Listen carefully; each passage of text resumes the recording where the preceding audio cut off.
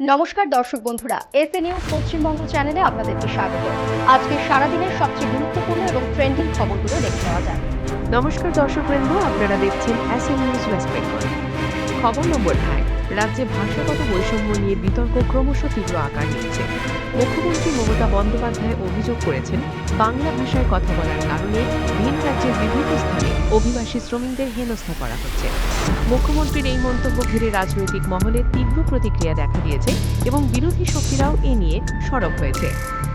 এদিকে শিক্ষাক্ষেত্রে এসেছে গুরুত্বপূর্ণ আপডেট। JEE main 2026।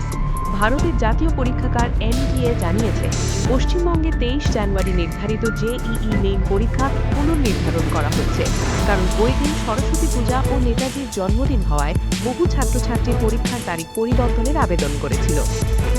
রাজ্যের নির্বাচনী কার্যক্রমেও বদল এসেছে। ভোটার তালিকা সংশোধন বা এসআইআর এর সময়সীমা বাড়িয়ে 19 জানুয়ারি পর্যন্ত করা হয়েছে।